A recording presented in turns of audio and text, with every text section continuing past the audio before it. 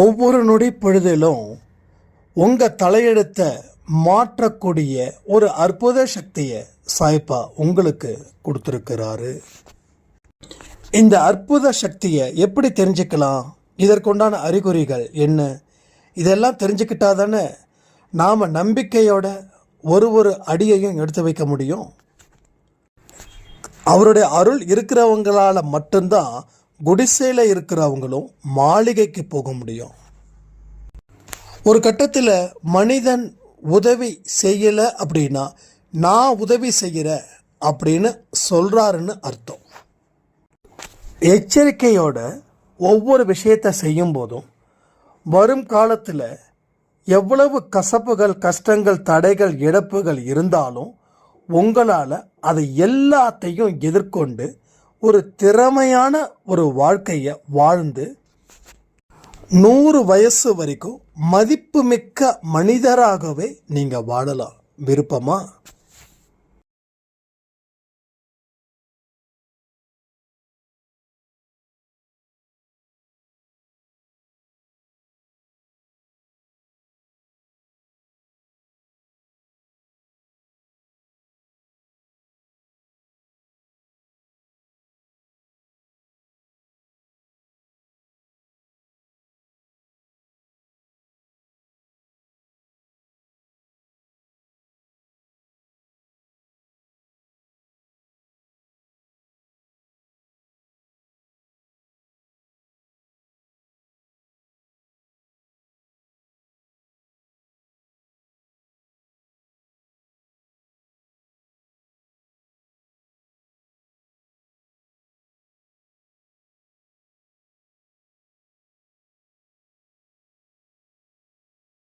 சைரா, என் உயிரின் உயிரானவர்களே, ரொம்ப நல்லாவே நடந்துச்சு. டிசம்பர் 1ஆம் தேதி இந்த வருஷத்தோட கடைசி மாதம். ஒவ்வொரு மாதமும் நம்ம சிறப்பாக செயல்பட்டால் அடுத்த மாதம் ரொம்ப சிறப்பாக இருக்கும்.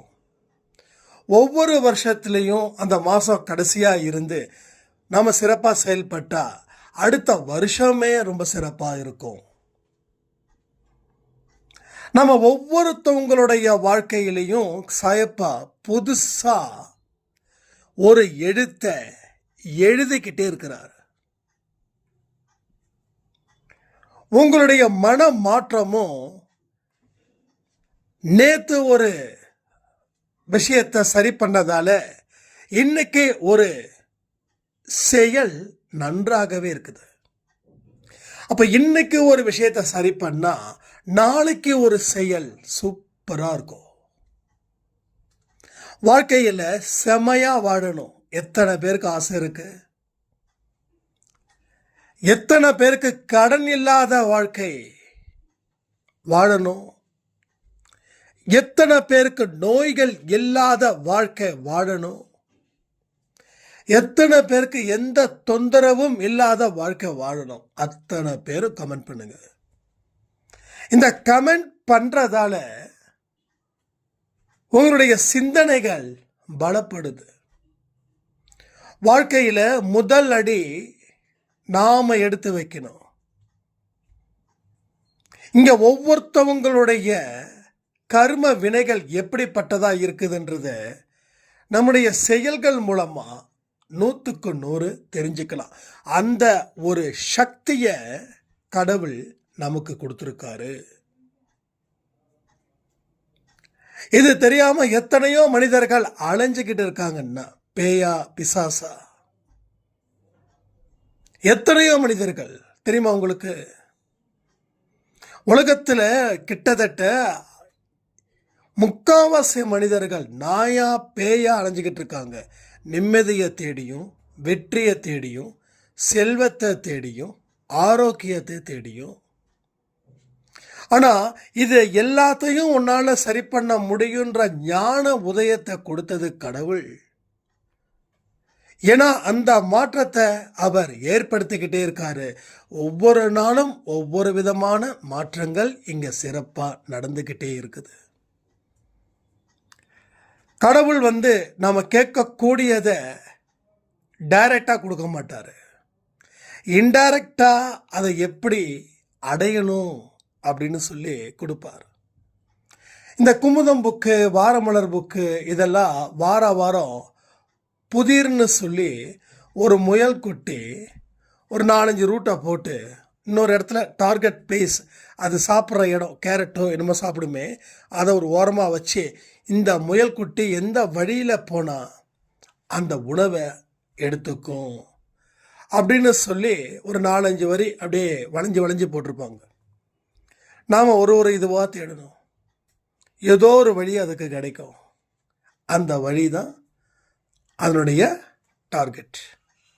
அப்போ நாம் எதிர்பார்த்த அத்தனை விஷயமும் இமேஜ் பண்ணிக்கோங்க, ஒரு இடத்துல இருக்குது. அதை நீயா அடைஞ்சிடு. நான் எடுத்துகிட்டு வந்து கொடுக்க மாட்டேன். நீங்கள் என்ன கேட்குறீங்களோ ஒவ்வொரு மனுஷனுக்கும் ஒவ்வொன்று. எனக்குன்னா எனக்கு ஒன்று இருக்கும், உங்களுக்குன்னா உங்களுக்கு ஒன்று இருக்கும். எனக்கு என்ன ஆசையோ அதே உங்களுக்கும் இருக்குன்னு சொல்ல முடியாது. பட் எல்லாத்துக்கும் தனிப்பட்ட முறையில் கஷ்டமும் இருக்கும். தனிப்பட்ட முறையில் அதை பெறணும், சந்தோஷமாக வாழணும்னு இருக்கும். குழந்தையே இல்லாதவங்களுக்கு குழந்தை மேலே ஆசை இருக்கும். குழந்தை இருக்கிறவங்களுக்கு வேறு ஒன்றின் மேலே ஆசை இருக்கும். அப்போது குழந்தைய பெற்றவங்க எல்லாம் சந்தோஷமாக இருக்காங்களா?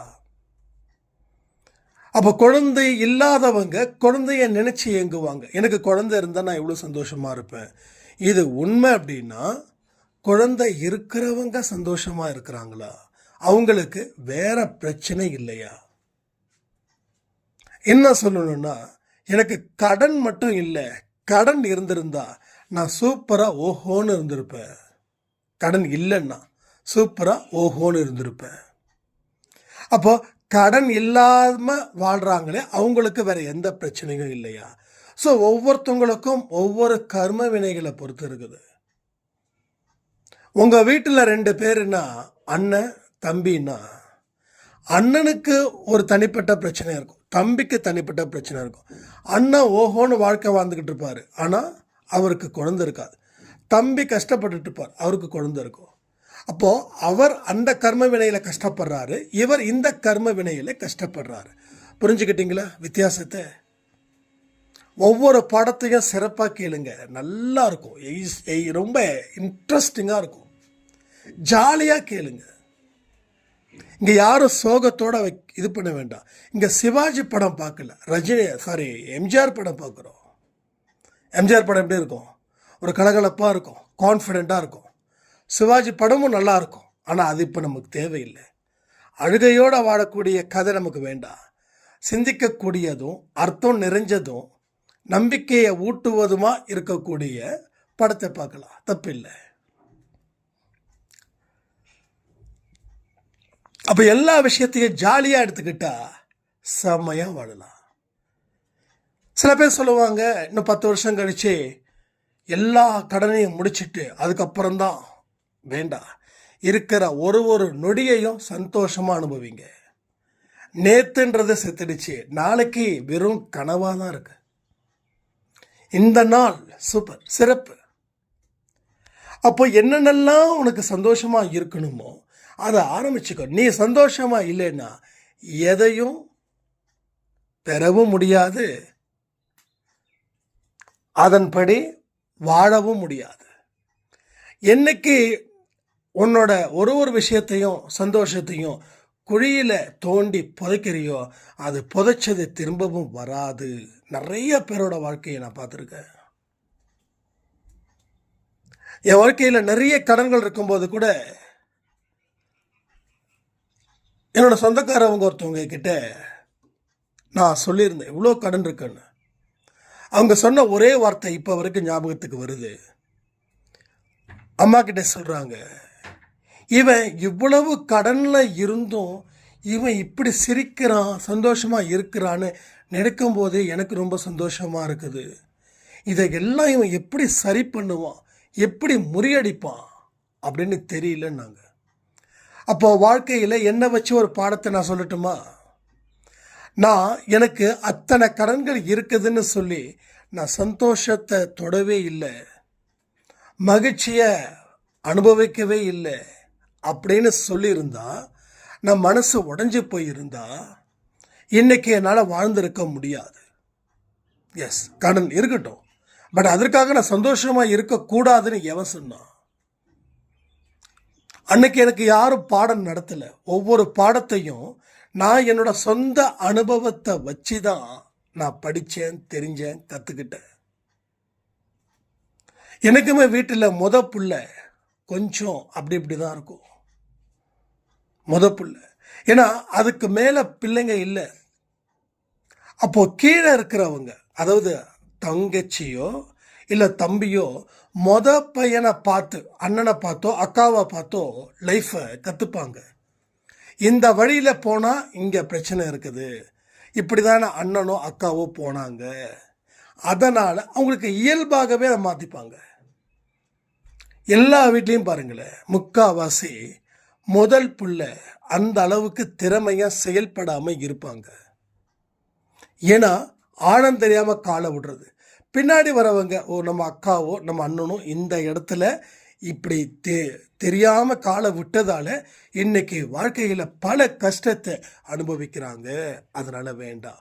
ஒருவேளை அந்த புள்ள ஜெயிச்சிடுச்சுன்னா ரெண்டாவது புள்ள ஓகே, ஆனால் புள்ள தோத்துருச்சுன்னா ரெண்டாவது புள்ள ரொம்ப தெளிவாக டோட்டலாக டேர்னே மாறிடும்.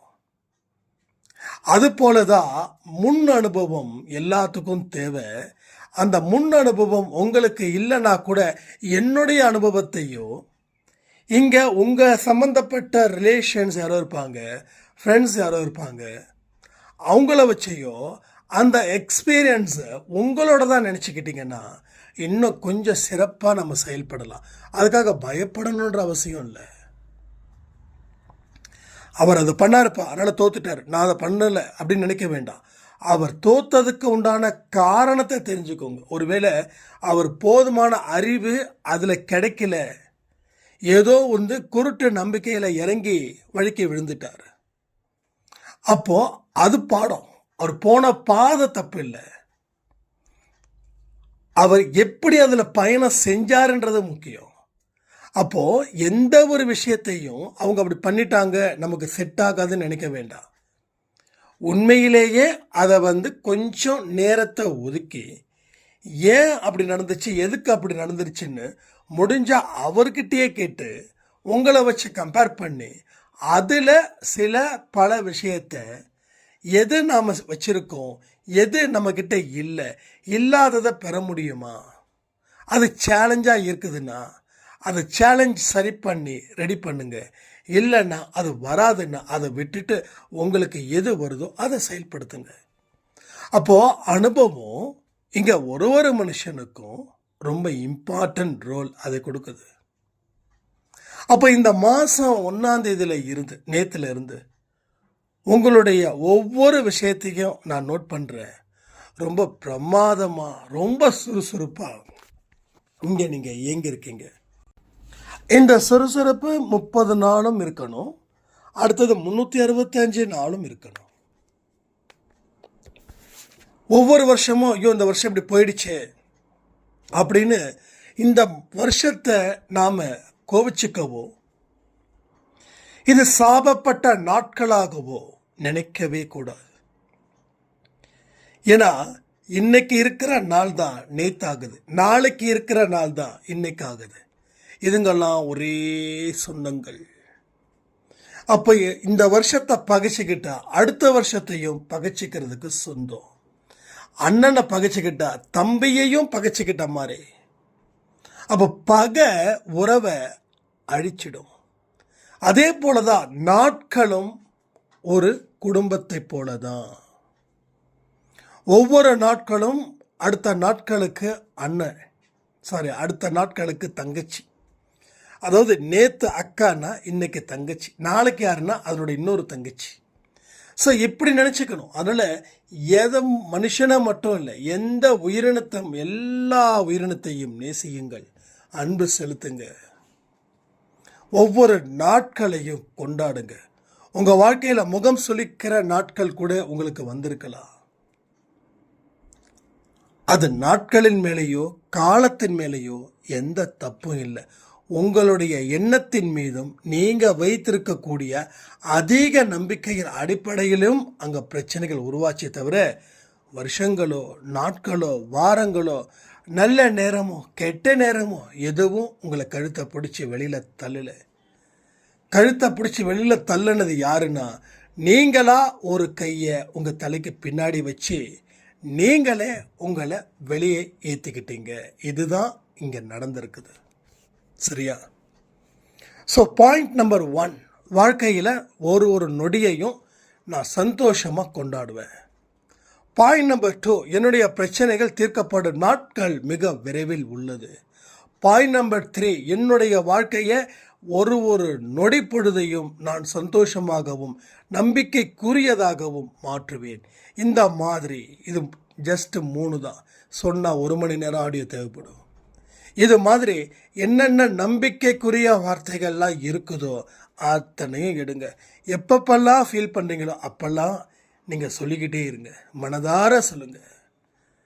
மனதார எந்த ஒரு விஷயத்தை செஞ்சாலும் அது சீக்கிரமாக எளிதில் வெற்றி அடையும். நிறைய பேருக்கு காலையில் எழுந்திரிச்சோன்னு தலை சுத்தலாம் இருக்குது. ஒன்றும் இல்லை, ஒரு பச்சை தண்ணியை ஜஸ்ட்டு பிரார்த்தனை பண்ணி குடிச்சிருங்களேன். ஒரு 5 நிமிஷம் மூச்சு நல்லா உள்ளே இழுத்து வெளியில் விடுங்க, அத்தனையும் போய்டும். சீரியஸாக இதெல்லாம் வந்து ரொம்ப கஷ்டமே இல்லை. ஏன்னா சில பேருக்கு ரொம்ப எந்திரிச்சோட தலை சுத்தல்னா ஏதாவது கன்ஃபியூஷன்ஸ் பேஸ் பண்ணி தான் மோஸ்ட்லி இருக்கும். உடல் நலத்தை பேஸ் பண்ணிலாம் இல்லை. எழுந்திரிச்ச உடனே தலை சுத்தலைன்னா உடல் நலத்தை பேஸ் பண்ணி இருக்காது 25%. ஆனால் மனசில் ஏற்பட்ட குழப்பம், பயம், படபடப்பு இதன் காரணமாக வருவது தான் இங்கே அதிகமாக இருக்கும். அப்போது கொஞ்சம் ரிலாக்ஸேஷன் பண்ணாவே போதும். எல்லாத்துக்குமே அந்த தண்ணி மிக முக்கியமாக இருக்குது எல்லா இடத்துலையும். இன்னும் ரொம்ப டயர்டாச்சுன்னா நல்லா தலை குளிச்சிருங்க. ரொம்ப ரொம்ப இதாக இருக்கும். உடம்புல இருக்கக்கூடிய ஹீட்டு குறையும். ஏன் மனசில் இருக்கக்கூடிய பாரம் கூட குறையும். சில்லாகுது, பாடி சில்லாகுது. ஸோ யோசிக்கவே வேண்டாம். ஏன்னா அடுத்த 1 hour நமக்கு முக்கியம். ஏன்னா இன்றைக்கும் நாளை கழிச்சிட்டோம் அப்படின்னா நாளைக்கும் இதே மாதிரி சிச்சுவேஷன் வந்துச்சுன்னா அப்போ அதையும் கழிப்போம். அப்போது இன்னைக்கு நீ சுறுசுறுப்பாக இருந்தால் உனக்கு நடக்க வேண்டிய நல்லது நீ சோம்பேறித்தனமாக இருக்கிறதாலேயோ இல்லை குழப்பத்தில் இருக்கிறதாலேயோ அது உன்னை விட்டு போகும். வாய்ப்புகள் ஏன் உங்களை விட்டுட்டு போகுதுன்னா நீ சுறுசுறுப்பாக இல்லை, நீ நம்பிக்கையோட காத்திருக்கலை. இதற்காக தான் உன் வாழ்க்கை எவ்வளவு மோசமாக பாதையில் பயணம் போகுது. அதை நீ புரிஞ்சுக்கணுன்னா நீ சுறுசுறுப்பாக இருக்கணும். அப்போது சுறுசுறுப்பாக இருப்பதற்கு என்னென்ன வழி இருக்குதோ அதை முயற்சி பண்ணுங்க. இல்லை என்னோட உடல் நலனான பிரச்சனை இருக்குது அப்படின்னா அமைதியாக ஒரு 15 நிமிஷம் கண்களை மூடி பாடி ரிலாக்ஸாக வச்சுருங்க. அது கொஞ்சம் குறையும். அதுக்கப்புறமா உங்களால் ஸ்டெப் பை ஸ்டெப்பாக இன்க்ரீஸ் பண்ணுங்கள் உங்களுடைய பவரு. ஒரு வண்டி ஓட்டுறோம் அப்படின்னா எடுத்த உடனே ஃபுல் ஃபாஸ்ட்டாக போக முடியாது இல்லையா? கொஞ்சம் கொஞ்சமாக தான் போக முடியும். அதுபோல் உடல் நலன் 40 தாண்டினதுக்கப்புறம் உடல் நலனத்தை பேஸ் பண்ணி உங்கள் விஷயத்தை ஆரம்பிங்க. தப்பே கிடையாது. எல்லாத்தையும் கன்சிடர் பண்ணணும் இங்கே. அப்போ தான் எல்லா விஷயத்தையும் நம்ம சரியாக செய்ய முடியும். இல்லைன்னா நம்ம உடல் ஒத்துக்காது.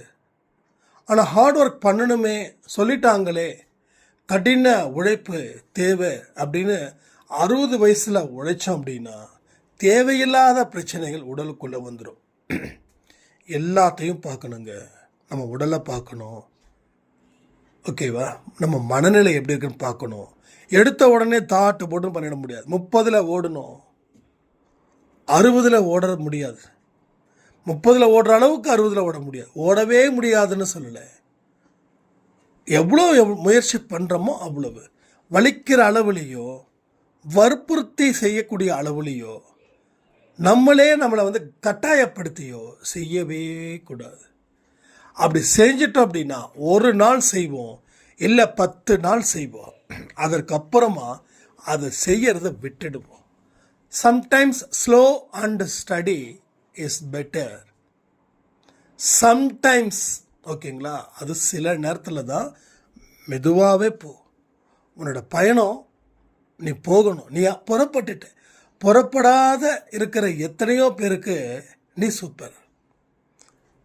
அவங்களாம் புறப்படவே இல்லை. அவங்களாம் அவன் இவன் காரணம் காட்டினாங்க. நீ யாரையும் காரணம் காட்டலை. உன்னால் முடிஞ்ச அளவுக்கு உன் உடலையும் உன் மனசையும் உன் வாழ்க்கை சூழ்நிலையும் புரிஞ்சுக்கிட்டு இந்த பயணத்தை ஆரம்பிக்கிற. நான் உனக்காக கைத்தட்டுதலை கொடுக்குறேன்னு சாய்ப்பா.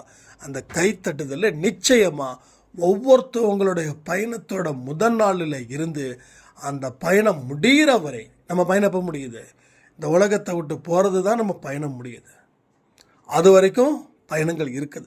அப்போ ஒரு நொடி பொழுதும் கைத்தட்டுதலோடு உங்கள் பயணங்கள் இருந்துக்கிட்டே இருக்குது.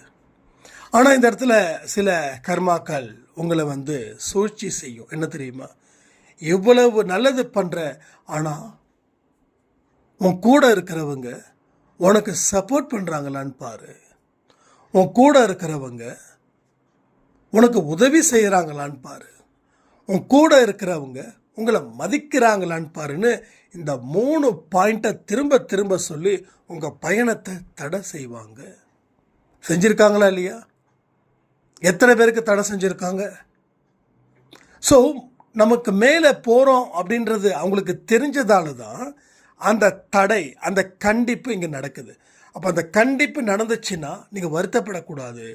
நம்ம மாற்றத்தை இவங்களால ஏற்றுக்க முடியல, அதனால் இந்த ஒரு விஷயத்தை இவங்க செய்கிறாங்க அப்படின்ற ஒரு உண்மையான விஷயமும் உங்களுக்குள்ளே வரும்.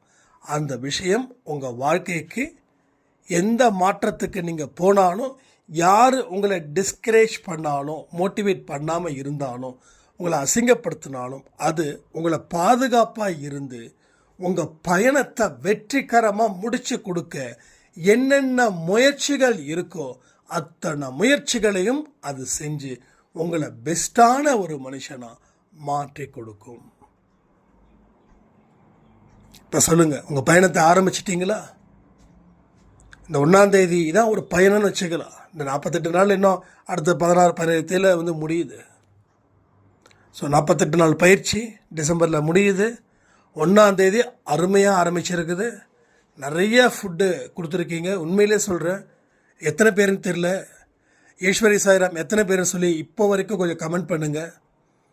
ஏன்னா அவங்க தான் நான் வைக்கிற ஸ்டேட்டஸ்லாம் பார்த்துட்ருக்காங்க. பார்த்துட்டு அவங்க நேம் செஞ்சுக்கிட்டு இருக்காங்க. பட் இந்த பதிவு மூலமாக இது வரைக்கும் எத்தனை பேர் கொடுத்துருக்காங்க, பேர் வேண்டாம், எத்தனை பேர் கொடுத்துருக்காங்கன்றது மட்டும் கவுண்ட் பண்ணுங்கள். ஸோ அருமையாக சிறப்பான ஒரு தொடக்கம். உண்மை, நான் என்றைக்குமே போய் சொல்ல மாட்டேங்க. உங்களை ஒரு போலியான மோட்டிவேஷன்லாம் எனக்கு பண்ண தெரியாது. நம்பினவரை கடவுள் காப்பாற்றுவார். இது போலியானது கிடையாது, இது உண்மை. அதே போல் வரக்கூடிய நாட்களும் எப்படி இருக்கணும்னு நான் தெளிவாக சொல்லிட்டேன். ஒரு சாய்ராம் சொன்னாங்க, எங்கள் வரக்கூடிய நாட்கள் நல்லா இருக்கணும் தானே எல்லாரும் சொல்கிறாங்க, நீங்கள் என்ன வரக்கூடிய நாட்கள் மோசமாக இருக்குதுன்னு சொல்கிறீங்க அப்படின்றா கேட்டாங்க. அவங்களுக்கு அதில் பதில் சொல்லலை, இதில் நான் உங்களுக்கு பதில் சொல்ல கடமைப்பட்டிருக்கேன். ஸோ யோசிச்சு பாருங்கள். ஒரு லாஸ்ட் 10 வருஷம் சர்வே எடுத்து பாருங்கள். 2015 இருந்து 15 எப்படி இருந்தது, 2016 எப்படி இருந்துச்சு, 2016 இருந்து 2017 எப்படி இருந்தது, 2017 இருந்து 2018 எப்படி இருந்தது, இதை கணக்கு வச்சு பார்த்தீங்கன்னா உங்களுக்கு வரக்கூடிய வருஷங்கள் ஒவ்வொன்றும் சேலஞ்சாக இருக்கிறது போலவே இருக்கும். அதாவது நான் என்ன சொல்கிறேன்னா, இதெல்லாம் நடக்கும், நீங்கள் எச்சரிக்கையாக இருந்தால் தடுக்கலான்னு சொல்கிறேன். அப்போ எச்சரிக்கையாக இருக்கிறது சொல்கிறதுன்றது அது உங்களுக்கு டிஸ்கரேஜ் பண்ணுற மாதிரி இருக்கக்கூடாது. எச்சரிக்கைன்னா, இதை பாருமா, பிபி இப்படி இருக்குது, நார்மலாக இருக்குது, இதுக்கு மேலே போனால் பிபி வந்துடும், தொடர்ந்து மாத்திரை சாப்பிட்ற மாதிரி இருக்கும், உன் லைஃப் ஸ்டைலில் மாற்றுன்னா நம்ம என்ன பண்ணுவோம்? என்ன டாக்டர் பிபி வரும்னு சொல்லிட்டாருன்னு. ஏன்னா டாக்டர் உங்களுடைய உடல்நிலையை பேஸ் பண்ணி தான் அவர் அதை சொல்கிறாரு. அதே போல் தான் இங்கே நம்ம எதை பேஸ் பண்ணி சொல்கிறோம்? பகவத்கீதையில் சொல்லக்கூடிய விஷயத்தை பேஸ் பண்ணி சொல்கிறோம். வரும் காலம் மோசமாக தான் இருக்கும், தப்பித்துக்கொள், பிழைத்துக்கொள். உன்னால் எந்த அளவுக்கு எச்சரிக்கையாக இருக்கணுமோ அந்த அளவுக்கு எச்சரிக்கையாக இருந்து உன்னையும் உன் குடும்பத்தையும் காத்துக்கொள், நான் இருக்கிறேன் அப்படின்றாரு. அப்போது ஒரு தெருவில் 100 குடும்பம் இருக்குதுன்னா அதில் 90 குடும்பம் பாழ்படுன்றாங்க, 10 குடும்பம் காப்பாற்றப்படுன்றாங்க. இப்போ நம்ம கணக்கு என்ன தெரியுமா? 100 குடும்பம்னா 100க்கு 100ம் காப்பாற்றப்படணும். அந்த 10 குடும்பம் எப்படி காப்பாற்றப்படும்? ராசியா, நாளா, நட்சத்திரமா? அப்படி இல்லை, கடவுளோட துணையோட அதை நாம் காப்பாற்றிக்கணும்னு சொல்கிறாங்க. ஸோ அதற்கு தான் இந்த எச்சரிக்கையை தவிர வேறு உங்களை பயப்படுத்தியோ இல்லை இங்கே போனால் உங்கள் பிரச்சனை தீரும் அப்படின்றதாலும் இல்லை. உங்கள் ஒழுக்கம் முதலிடத்தில் இருக்கணும், உங்கள் கமிட்மெண்ட் உயர்ந்ததாக இருக்கணும், உங்கள் லட்சியத்தை முடிவு பண்ணிவிட்டு உங்கள் வாழ்க்கையை தொடங்கினாதான் எல்லாத்துக்கும் விடுதலையாக இருக்கும். உங்கள் லட்சியம் எல்லாருக்கிட்டையும் சொல்லணுன்ற அவசியம்லாம் இல்லை. இப்போ நீங்கள் ஒரு ஹவுஸ் ஒய்ஃபாக இருக்கீங்க, ஒரு 40 இயர்ஸில் இருக்கீங்க, ஸோ 50 கூட இருக்கலாம், இல்லை 60, 40க்கு மேலேயோ இல்லை 40க்கு கீழேயோ ஏதோ ஒன்று. உங்களால் வேலைக்கு போக முடியல, வேலைக்கு போகக்கூடிய சூழ்நிலையில் நீங்கள் இல்லை. அப்போது உங்களுக்கு என்ன லட்சியமாக இருக்கணும்னு நான் சொல்லிடுவா? உயர்ந்த எண்ணங்கள் கொண்ட மனுஷியாக நீங்கள் இருக்கணும். ஒன்று. ரெண்டாவது, உங்கள் மன அமைதியும் மன நிம்மதியும் உங்கள் குடும்பத்தில் யார் என்ன உங்கள் மனசில் காயத்தை ஏற்படுத்தினாலும் அது பாதிக்காதது போல இருக்கணும். அப்போது இந்த நாளை நான் இப்படி தான் கொண்டு வரணும்னு சொல்லி ஒவ்வொரு நாளும் அந்த லட்சியத்தை அமைச்சிக்கிட்டு அதற்கு உரிய மனநிலையை நீங்கள் பெற ஆரம்பிச்சிட்டிங்கன்னா இதுதான் உங்கள் லட்சியம். அப்போ இந்த லட்சியத்தில் கடவுள் போனஸாக உங்களுக்கு ஏதாவது ஒன்று கொடுப்பார். புரியுதா உங்களுக்கு? நிறைய பேருக்கு இப்போ ஒன்றும் இல்லை, ஒரு ஸ்கூலில் படிக்கக்கூடிய ஸ்டூடெண்ட்டு, அந்த ஸ்டூடெண்ட் நல்லா படிக்கிறான், ப்ரைஸ் கொடுக்குறோம். அதையும் தாண்டி சில பேர் வந்து நல்லா படிக்கிற பையனப்பா அப்படின்னு சொல்லி இன்னும் எத்தனையோ இடத்துல இருந்து உதவிகளும் உங்களுக்கு கிடைக்குது. அது நீங்கள் எதிர்பார்க்காத உதவி இல்லையா? எத்தனையோ பெரிய பெரிய பணக்காரர் கூட இருக்கும், ஏன்னா தான் பையன் படிச்சிருக்க மாட்டான். அதனால் இப்படி படிக்கிற பசங்களுக்குப்பா நல்ல சூப்பர்ப்பா, என் பையன் கூட இப்படி படிக்கலை, என் பையன் படிச்சிருந்தானா என்ன சந்தோஷப்படுறனோ அந்த சந்தோஷத்தை நான் படுறேன்னு சொல்லி இதெல்லாம் நிறைய நடக்குது. இன்டைரக்டாக நிறைய விஷயங்கள் நடக்குது. அப்போ இன்டைரக்டான போனஸும் மறைமுக உதவியும் மறைமுக பலன்களும் உங்களுக்கு அதிகரிக்கும். நான் கலெக்டர் ஆக போகிறேன், நான் ஐபிஎஸ் ஆக போகிறேன், இந்த மாதிரி கேள்விகளை தூக்கி எறிஞ்சிருங்க. கலெக்டராக இருந்தாலும் சரி, ஐபிஎஸ்ஸாக இருந்தாலும் சரி, அவங்க கடவுள் இல்லை, அவங்களும் நம்மளை போல் ஒரு மனிதர்கள் தான். அவங்களுக்கும் இந்த உலகத்தில் இருக்கக்கூடிய பயன்கள் கடமைகள் முடிஞ்சிடுச்சுன்னா அவங்களும் மண்ணுக்குள்ளே தான் போகிறாங்க. ஸோ மனுஷனாக பிறந்த எல்லோருமே ஒரே போல தான். அவங்கவுங்க பதவிக்கு தகுந்த மாதிரி அவங்கவுங்க வாழ்க்கை இருக்கே தவிர நாம் அவங்கள மாதிரியா நாம் இவங்கள மாதிரியா இந்த மாதிரியான கேள்விகளை கேட்டு நம்மளை நாம் தாழ்த்திக்க வேண்டாம். உலகத்தை வெல்லணும்னா மனதில் அமைதியும் குழப்பமில்லாத வாழ்க்கையும் ஆரோக்கியமான வாழ்க்கையும் இருந்தாவே போதும். உலகத்தை வெல்லலாம். உங்களை கட்டுப்படுத்துவதற்கு உண்டான வழிகள் என்னென்னலாம் இருக்கோ அதை நீங்கள் முழுவதுமாக உங்களை கட்டுப்படுத்திக்கோங்க. இது உங்கள் வாழ்க்கைக்கு மிகப்பெரிய அளவில் பலனை தரும். அப்போ 48 நாள் பயிற்சி தொடர்ந்து செய்யக்கூடிய சாய்ராமுக்கு கண்டிப்பாக மறைமுக பலன்கள் நிறைய வரும், கன்ஃபார்மாக வரும். கிட்டத்தட்ட ஒரு 15 to 20 பேர் அதை அறுவடை பண்ணிட்டாங்கன்னு தான் சொல்ல முடியும். இந்த மீதி இருக்கிறவங்களுடைய அறுவடை அந்த பயிற்சி முடிஞ்சதுக்கப்புறம் தான் வரும். எதெல்லாம் வருதோ எல்லாத்தையும் கமெண்ட் பண்ணி ஸ்க்ரீன்ஷாட் பண்ணி நான் வந்து என்னோடய வாட்ஸ்அப் ஸ்டேட்டஸ்லேயும் நம்ம அன்பே சாயில கம்யூனிட்டி போஸ்ட்லேயும் நான் நிச்சயமாக போட போகிறேன். அதனால் இன்னும் முயற்சிகள் பண்ணுங்கள். இன்னும் நம்ம பெற வேண்டியது ஏராளமாக இருக்குது. பெறணுன்னா அதற்கு சில வழிகள் தான் இந்த மாதிரியான வழிகள். ஸோ எந்த இடத்துலையும் மைண்டு டயர்ட் ஆகாமல் பார்த்துக்கோங்க.